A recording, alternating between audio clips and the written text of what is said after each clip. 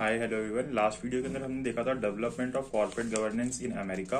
अब हम देखेंगे development of corporate governance in United kingdom. तो यूनाइटेड किंगडम, जिसको हम यूनाइटेड किंगडम बोलते हैं, तो यूनाइटेड किंगडम में थोड़ी सी ज्यादा रिपोर्ट्स हैं या थोड़ी सी ज्यादा डेवलपमेंट्स हुई इन कंपैरिजन टू यूएसए। मतलब यूएसए में स्टार्ट पहले हो गई थी, लेकिन यूके में बाद में स्टार्ट हुई। बट यहाँ पे पढ़ने के लिए हमारे पास ज्यादा चीजें, ज्यादा रिपोर्ट्स आती है हमारे सामने। ठीक है, तो देखो ये ना ऐसे ही है कि आप इनको बार बार पढ़ोगे ना आपको याद हो जाएंगे। इसको ऐसे नहीं है कि आप एक बारी में बैठ के याद कर सकते हो, क्योंकि एग्जाम में पूछ लेता है इसमें से क्वेश्चन, तो आप याद करोगे तो बहुत सारा एक बारी में हो जाता है, तो याद होता नहीं है। आप इसको बार बार रिवाइज करोगे ना, 4-5 बारी पढ़ोगे। जैसे अगला चैप्टर पढ़ा, फिर ये एक बारी रिवाइज कर लिया, हर 2-3 दिन में एक बारी रिवाइज कर लिया, तो अपने आप दिमाग में बैठ जाएगा, अलग से याद नहीं करना पड़ेगा ये। ठीक है, बाकी चीजें तो याद हो जाती हैं, आगे वाले चैप्टर्स हैं, ये बहुत सारा होता है तो याद नहीं होता। चलो फिर स्टार्ट करते हैं। आप अपने मॉड्यूल को रख लो अपने साथ या जहां से भी आप पढ़ते हो। सबसे पहले आती है 1992 के अंदर कैडबरी रिपोर्ट। कौन सी? Cadbury report. ठीक है, तो आपसे इंडिविजुअली भी पूछ सकता है कि कैडबरी रिपोर्ट में क्या हुआ, टर्नबेल रिपोर्ट में क्या हुआ। ऐसे इंडिविजुअली भी पूछ सकता है, आपसे डायरेक्टली क्वेश्चन पूछ सकता है कि development of corporate governance in UK, तो उसके अंदर 7-8 रिपोर्ट बता दो, ऐसे भी पूछ सकता है। ठीक है, तो आपको पता होंगे ना जनरली, तो इनकी नॉलेज रखो, आप अपने आप लिख पाओगे उसके अंदर। तो देखो सबसे पहले आती है कैडबरी रिपोर्ट। तो ये जो है कौन चेयरमैन थे इसके, क्योंकि कैडबरी ही नाम है, तो सर एड्रियन कैडबरी जो थे वो इसके चेयरमैन थे। तो इसके अंदर ना बेसिकली इन्होंने कंप्लाई और एक्सप्लेन करने की बात की कि या तो आप कंप्लाई कर लो एक चीज से, या फिर अगर आप कंप्लाई नहीं करें तो उसके पीछे एक्सप्लेन कर दो कि क्यों आपने उसको नहीं किया, कंप्लाई क्यों नहीं किया। तो 3 बेसिक रिकमेंडेशंस दी थी इसने कैडबरी रिपोर्ट के अंदर। क्या 3 बेसिक रिकमेंडेशन थी? सबसे पहले CEO and chairman of company should be separated, कि जो सीईओ है, चीफ एग्जीक्यूटिव ऑफिसर है, और जो चेयरमैन है कंपनी को, उनको सेपरेट करना है हमें, दोनों एक ही बंदे ना हो। दूसरी चीज, the board should have at least 3 non executive directors. Board के अंदर, जो हमारे बोर्ड ऑफ डायरेक्टर्स के अंदर कम से कम 3 नॉन एग्जीक्यूटिव डायरेक्टर्स हो, 2 of whom should have no financial और personal ties to executives। और उनमें से 2 का भी, 3 तो हो नॉन एग्जीक्यूटिव, और उनमें से 2 का भी कोई फाइनेंशियल या पर्सनल टाई ना हो एग्जीक्यूटिव के साथ। जो एग्जीक्यूटिव्स हैं कंपनी के अंदर, उनके साथ उनका कोई फाइनेंशियल टाई ना हो, फाइनेंशियल या पर्सनल टाई ना हो। दूसरी बात ये बोली, पहला हो गया सीईओ एंड चेयरमैन अलग अलग हो, दूसरा हो गया 3 नॉन एग्जीक्यूटिव डायरेक्टर्स हो, 2 का कोई पर्सनल टाई ना हो। तीसरी बात होगी, each board should have audit committee compose of non executive director, की हर एक कंपनी के बोर्ड के अंदर एक ऑडिट कमेटी होनी चाहिए जिसके अंदर नॉन एग्जीक्यूटिव डायरेक्टर्स होने चाहिए। ठीक है, तो ये 3 रिकमेंडेशन थी किसने? Cadbury report. तो बार बार रिवाइज करना, 3-4 बार करोगे अपने आप दिमाग में बैठ जाएगा। फिर आया 1995 के अंदर ग्रीनबरी रिपोर्ट। ठीक है, तो इसके अंदर सर रिचर्ड ग्रीनबरी जो थे वो चेयरमैन थे। इनकी जो रिपोर्ट थी, जब रिपोर्ट बनाएगी जिनकी कमेटी बनी, तो उसके अंदर सर रिचर्ड ग्रीनबरी चेयरमैन थे, तो ग्रीनबरी रिपोर्ट बोल दिया हमने इनको। तो इसके अंदर ना इन्होंने बेसिकली रिकमेंडेशन दी थी किसके ऊपर? Directors remuneration. तो याद रखना, ग्रीनबरी वाले जो है ना वो डायरेक्टर्स रेम्यूनरेशन की बात कर रहे हैं। डायरेक्टर्स रेम्यूनरेशन आप लिख लो साथ साथ, मेन या अंडरलाइन कर लो, डायरेक्टर रेम्यूनरेशन की बात हो रही है। The group submitted its report in 1995, its major findings are as under. तो 1995 में इन्होंने अपनी रिपोर्ट दी, और मेजर चीजें क्या दी थी इन्होंने? Constitution of remuneration committee comprising of non executive director. सबसे पहली बात इन्होंने बोली कि एक रेम्यूनरेशन कमेटी होनी चाहिए जिसके अंदर नॉन एग्जीक्यूटिव डायरेक्टर्स होने चाहिए। Executive director, non executive directors क्या होते हैं वो आगे वाले चैप्टर्स में आता ही है, जिसमें डायरेक्टर पढ़ते हैं। बाकी अपने कंपनी एक पढ़ा हुआ है, उसके अंदर पता ही है आपको। Responsibility of this committee in determining the remuneration of CEO and executive directors, की क्या रिस्पॉन्सिबिलिटी होगी इस कमेटी के अंदर, किसकी? In determining the remuneration of CEO and executive directors. तो ये रिस्पॉन्सिबिलिटी बता दी कि क्या रिस्पॉन्सिबिलिटी होगी रेम्यूनरेशन डिटरमाइन करने में सीईओ की और एग्जीक्यूटिव डायरेक्टर्स की। ठीक है, तो पहले आपको एक रेम्यूनरेशन कमेटी बनानी है, उसके अंदर आपको ड्यूटीज बतानी है। उसके बाद responsibility of committee in determining the remuneration policy, फिर इनको एक रेम्यूनरेशन पॉलिसी भी बनानी है, उसके लिए भी इनकी क्या है? रिस्पॉन्सिबिलिटी है। किसकी? कमेटी की है, जो कमेटी बनाई है। तो 3 चीजें हो गई। चौथी चीज आती है level of disclosure to shareholder regarding the remuneration of directors, की कितने लेवल तक डिस्क्लोजर करना है, क्या किस लेवल तक चीजें बतानी है शेयर होल्डर्स को, किस चीज के बारे में? जो डायरेक्टर्स हैं उनकी रेम्यूनरेशन के बारे में। ठीक है, तो लेवल ऑफ डिस्क्लोजर, कितना डिस्क्लोजर होना चाहिए, तो लेवल ऑफ डिस्क्लोजर को अंडरलाइन कर लेना। फिर लास्ट पॉइंट बोला, remuneration should be linked more explicitly to performance, यानी कि जो आपकी रेम्यूनरेशन है वो किसके ऊपर डिपेंड हो? परफॉर्मेंस पे। जैसे कुछ फिक्स पे भी कर दो और कुछ परफॉर्मेंस बेस पे भी कर दो, कि अगर आप ऐसी परफॉर्मेंस करोगे तो आपको ज्यादा पे मिलेगा। तो ये 2, 3, 4, 5 बातें बोली ग्रीनबरी रिपोर्ट के अंदर। ठीक है, तो ये रिवाइज करो, याद रहेगा अपने आप, और तो कोई तरीका है नहीं। फिर 1998 के अंदर आई हेम्पल रिपोर्ट। ठीक है, हेम्पल जो थे ना, उन्होंने क्या किया भाई, हेम्पल इसके अंदर चेयरमैन होंगे, उनके नाम पे। तो इन्होंने ना जो अर्लियर रिकमेंडेशन थी ग्रीनबेरी की और कैडबरी की, इनको मिला के इसी के ऊपर इन्होंने काम किया, ठीक है। तो रिव्यू एंड रिवाइज किसकी रिपोर्ट जो थी, कैडबरी और ग्रीनबेरी कमेटी की। An important development was in area of accountability and audit. तो मेनली इन्होंने जो डेवलपमेंट किया वो किसके अंदर किया, अकाउंटेबिलिटी एंड ऑडिट के अंदर किया, ठीक है। An important development was in area of accountability and audit. The board was identified as having responsibility to maintain a sound system of internal control. तो इन्होंने बोला कि बोर्ड की क्या रिस्पॉन्सिबिलिटी होती है कि इनको ना एक साउंड इंटरनल कंट्रोल सिस्टम बनाना होता है, thereby safeguarding the shareholders investment, ताकि जो शेयर होल्डर की इन्वेस्टमेंट है वो सेव हो सके। फर्दर इसके अलावा board was to be held accountable for aspects of risk management. तो बोर्ड को रिस्क मैनेजमेंट के लिए भी अकाउंटेबल करना है, तो वही कर रहे हैं ना, अकाउंटेबिलिटी और ऑडिट की चीजें बढ़ा रहे हैं। और इसी के चलते फिर इसी हैम्पल रिपोर्ट के ही चलते हमने क्या बनाया, combined code of corporate governance बनाया, ठीक है। 1998 के अंदर ही ये कोड आया, किसका, combined code of corporate governance आया। The resulting Hampel report led to the publication of combined code which apply to all listed companies. तो ये जो combined code था किसके ऊपर एप्लीकेबल होता है, सभी listed companies के ऊपर होता है। सबसे पहले हमने कौन सा किया, कैडबरी रिपोर्ट, फिर हमने की ग्रीनबेरी रिपोर्ट, फिर हमने की हैम्पल रिपोर्ट। उसके बाद क्या आया, combined code of corporate governance, और ये किसके थ्रू निकला था, हैम्पल रिपोर्ट के ही थ्रू निकला था, जो combined code of corporate governance था। तो इसके अंदर ये सभी लिस्टेड कंपनीज के ऊपर एप्लीकेबल हो रहा था। इसके अंदर क्या बोला गया, it added that the chairman of the board should be seen as the leader of non executive directors. की जो चेयरमैन होगा बोर्ड का, उसको हम कैसे देखेंगे, लीडर देखेंगे, एज अ लीडर देखेंगे, किसका, नॉन एग्जीक्यूटिव डायरेक्टर्स का, ठीक है। तो किसको बोला जाएगा लीडर्स, इस रिपोर्ट के हिसाब से या कोड के हिसाब से जो चेयरमैन होगा बोर्ड का, उसको हम लीडर बोलेंगे, नॉन एग्जीक्यूटिव डायरेक्टर्स का। दूसरी बात, institutional investors should be responsible to make considered use of their vote. की यहाँ पे बोला कि जो इंस्टीट्यूशनल इन्वेस्टर्स है, जो बड़े बड़े इन्वेस्टर्स होते हैं, कि वो अपने वोट को सही से डाले, उनको सही तरीके से देखें कि कैसे उनको अपने वोट का यूज करना है। और तीसरी चीज, all kinds of remuneration including pension should be disclose. कि सभी तरीके की रेम्यूनरेशन, चाहे पेंशन हो या कोई और रेम्यूनरेशन हो, सभी डिस्क्लोज होनी चाहिए, सभी को पता चलना चाहिए कि क्या रेम्यूनरेशन मिल रही है किसको।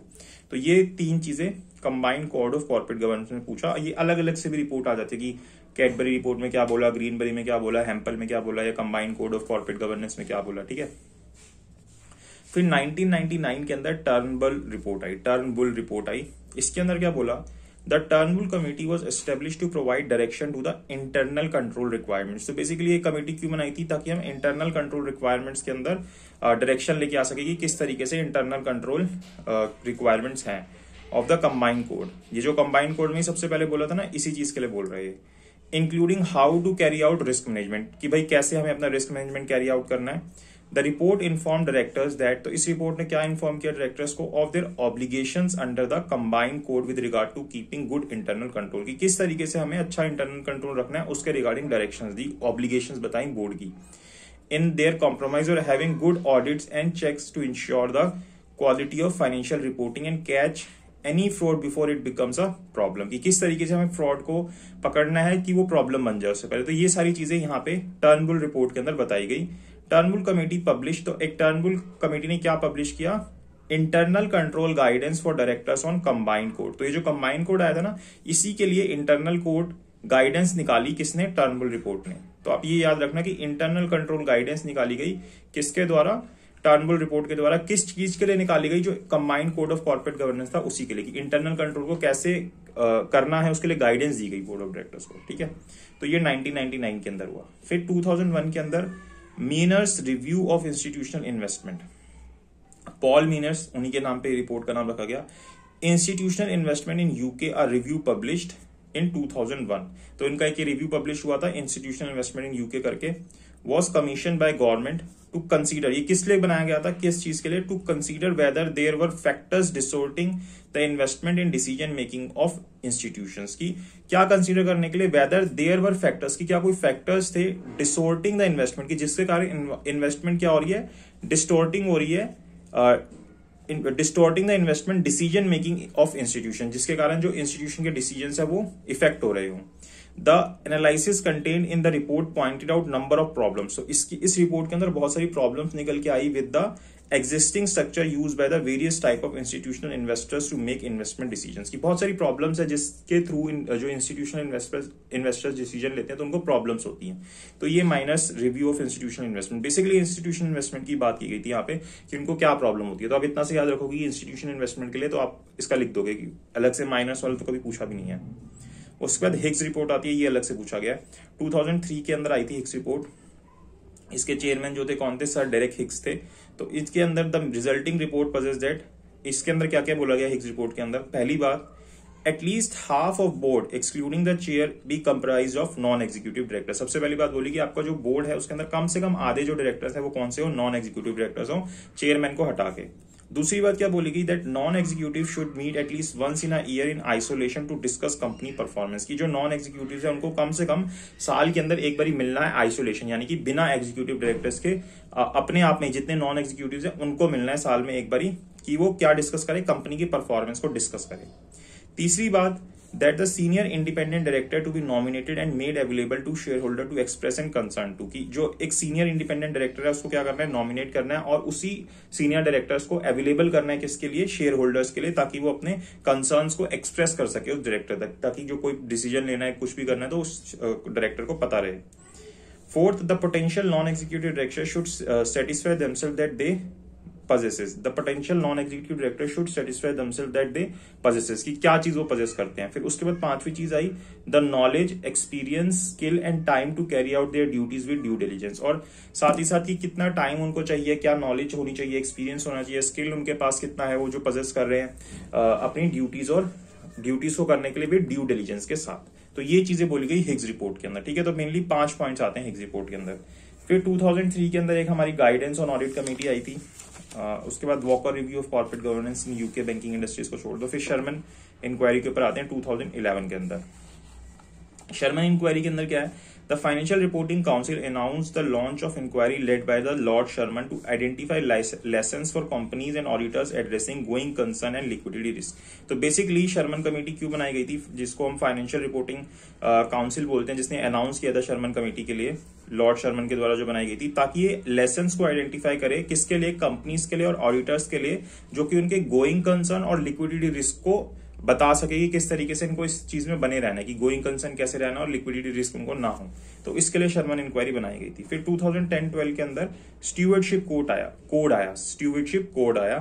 The UK stewardship code traces origin to the responsibilities of institutional shareholders and agent statement principles, first publish in 2002। तो इसके थ्रू पहली बार जब ये एक इस तरीके की स्टेटमेंट मतलब ये आई थी, पब्लिश हुई थी ये रिस्पॉन्सिबिलिटीज के लिए, तो वहीं से हमें स्टीवर्डशिप कोड का ओरिजिन मिलता है। The institutional shareholder committee was converted to code in 2009। तो फिर इसको 2009 के अंदर कोड में कन्वर्ट किया था, किसको? इंस्टीट्यूशनल शेयर होल्डर कमेटी को।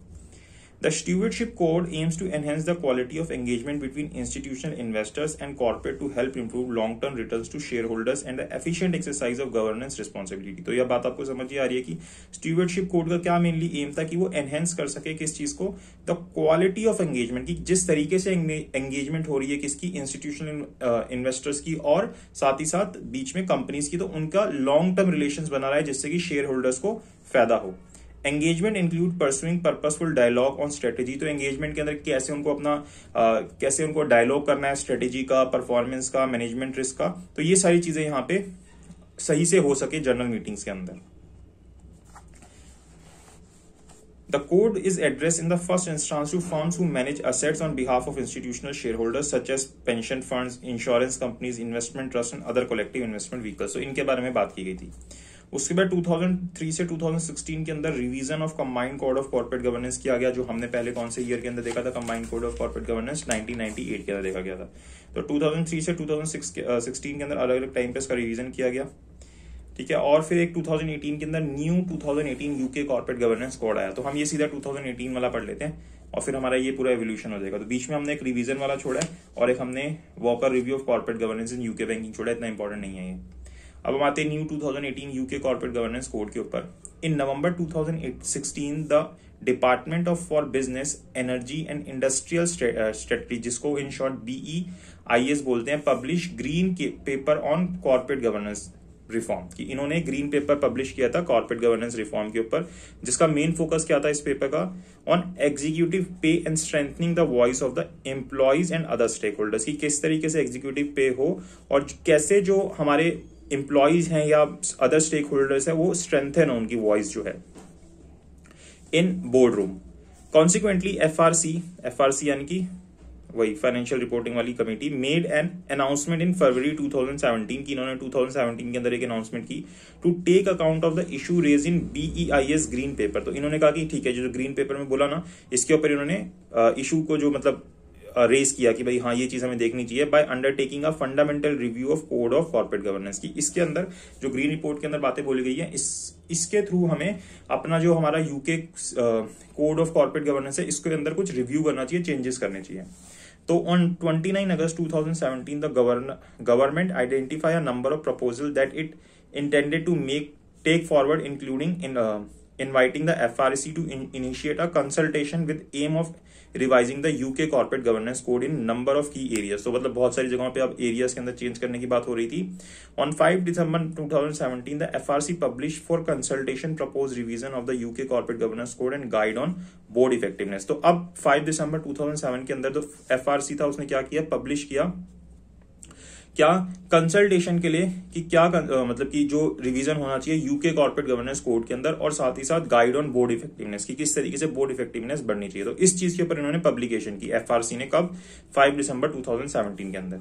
फिर जो फाइनेंशियल रिपोर्टिंग काउंसिल थी उसने 2018 के अंदर new 2018 UK corporate governance code बनाया on July 2018 together with revise guidance on board of effectiveness. और साथ में मतलब दो चीजें एक साथ आई, एक तो हमारा 2018 का कॉर्पोरेट गवर्नेंस कोड आया और साथ में क्या आया, new guidance on board effectiveness की क्या बोर्ड इफेक्टिवनेस के लिए किस तरीके से हमको गाइड करना है, उसके लिए जो गाइडलाइंस है वो एक तरीके से रिवाइज हुई, which supplements in 2018 code by suggesting good practice to assist companies in applying the 2018 good codes principle and reporting on that application। यानी कि ये जो साथ में ये आया था ना revised guidance on board of effectiveness, ये हेल्प कर रहा था जो 2018 का ही यूके कॉर्पोरेट गवर्नेंस कोड है उसको इंप्लीमेंट करने के लिए। The 2018 code sets higher standards of corporate governance in UK so as to promote transparency and integrity in business। तो ये जो नया कोड आया इसके कारण ट्रांसपेरेंसी और इंटीग्रिटी जो है बिजनेस के अंदर बढ़ी है, and the same time attract investment in the UK, और ज्यादा लॉन्ग टर्म के लिए इन्वेस्टमेंट को भी अट्रैक्ट कर रहा है ये,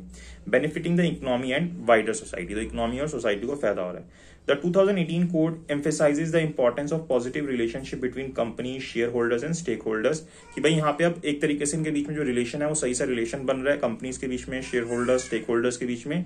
अ clear purpose and strategy aligns with healthy corporate culture, high quality board composition and a focus of diversity and remuneration which is proportional and support long term success. तो मतलब सब चीजें एक तरीके से board of directors, stakeholder के साथ relation, share holder के साथ रिलेशन, ये सारी चीजें इन्होंने इंप्रूव की 2018 यूके कॉर्पोरेट गवर्नेंस कोड के थ्रू, जिससे कि इनकी इकोनॉमी के अंदर ज्यादा इन्वेस्टमेंट आई, बिजनेस ज्यादा हुआ। तो ये चीजें यहाँ पे बताई और लॉन्ग टर्म सक्सेस के अंदर ये चीजें हेल्प करेंगी। तो यही चीजें हमारी इसके अंदर जो यूके वाला डेवलपमेंट हुआ है जो अभी 2018 तक है। फिर उसके बाद अब हम देखते हैं अलग अलग कंट्रीज के अंदर जो कॉर्पोरेट गवर्नेंस होता है, जैसे कि कॉर्पोरेट गवर्नेंस यूएसए, तो ये अलग अलग नेक्स्ट वीडियोस के अंदर देख लेंगे। यूएसए के अंदर फिर यूके कॉर्पोरेट गवर्नेंस कोड 2018 को डिटेल में हमने यहाँ पे समझा हुआ है, मतलब इन्होंने समझाया हुआ है मॉड्यूल के अंदर। फिर ऑस्ट्रेलिया के अंदर, सिंगापुर के अंदर, तो इनको एक एक करके समझ लेंगे। सिंगापुर के बाद साउथ अफ्रीका में, ठीक है। फिर ओईसीडी प्रिंसिपल्स आ जाते हैं, उनको भी आगे चल के कवर कर लेंगे of corporate governance. OECD principles में से क्वेश्चन भी आया हुआ एग्जाम के अंदर, न्यू सिलेबस में, ठीक है। तो थोड़ा सा टाइम लगेगा, खत्म हो जाएगा चैप्टर, ठीक है। चलो फिर आज के लिए इतना ही करते हैं। आई होप आपको वीडियो अच्छी लगी हो तो लाइक कीजिए, शेयर कीजिए, चैनल को सब्सक्राइब कीजिए और अपने दोस्तों के साथ भी शेयर कीजिए कि वो भी अगर इस तरीके से समझना चाहते हैं तो उन्हें भी समझ आ जाएगी और हेल्प हो जाएगी, ठीक है। और आगे भी हम इस तरीके के कवर करते रहेंगे, धीरे धीरे हम प्रोफेशनल को कवर करेंगे, फिर एग्जीक्यूटिव को, फिर फाउंडेशन को, तो कंप्लीट करते रहेंगे। Thank you so much for watching this video.